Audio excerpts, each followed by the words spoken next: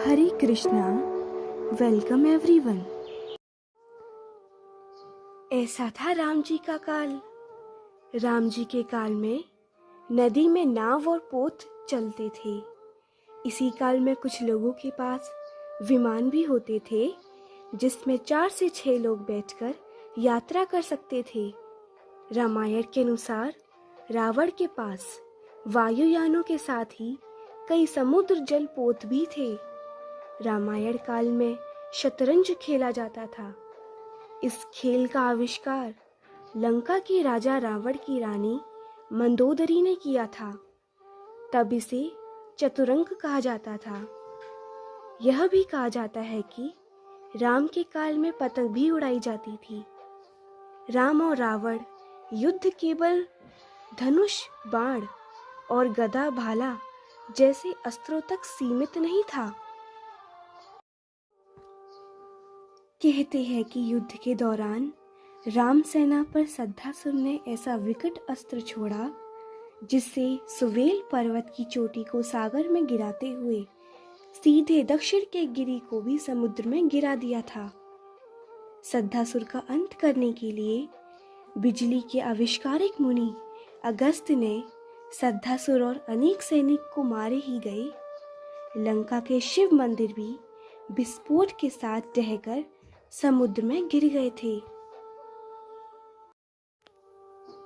इसी तरह उस काल में दूरबीन भी होता था। राम जी को अग्निवेश ने एक विशिष्ट कांच दिया था जो संभवतः दूरबीन था। इसी दूरबीन से राम जी ने लंका के द्वार पर लगे दारूपंच अस्त्र को देखा और प्रक्षेपास्त्र छोड़कर नष्ट कर दिया था। राम और रावण की सेनाओं के पास भुषंडियां अर्थात बंदूकें थी। कुछ सैनिकों के पास स्वचालित भुषंडियां भी थी। अगस्त्य ने राम के हितार्थ शंकर से अजगव धनुष मांगा था। इस धनुष की व्याख्या करते हुए श्री शाही लंकेश्वर में लिखते हैं चाप अभी बंदूक के घोड़े अर्थात ट्रिगर के लिए उपयोग में लाया जाता है। चाप ट्रिगर का ही पर्यायवाची होकर अजगव धनुष है। पिनाक धनुष में ये सब अनेक पहियों वाली गाड़ी पर रखे जाते हैं।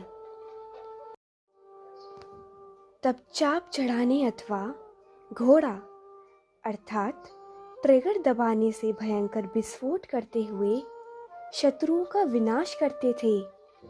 इसके अलावा दूरभाष की तरह उस युग में दूर नियंत्रण यंत्र था जिसे मधुमक्खी और दर्पण यंत्रों के अलावा अपने 4 विश्वसनीय मंत्री अनिल, पनस, संपाति और प्रभाती को भी राम जी की शरण में ले गया था।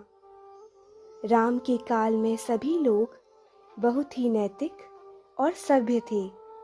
अधिकतर लोगों को वेदों का ज्ञान था। Hare Krishna. Thank you. Please like, share, comment and subscribe my channel and don't forget to press bell icon. Hare Krishna.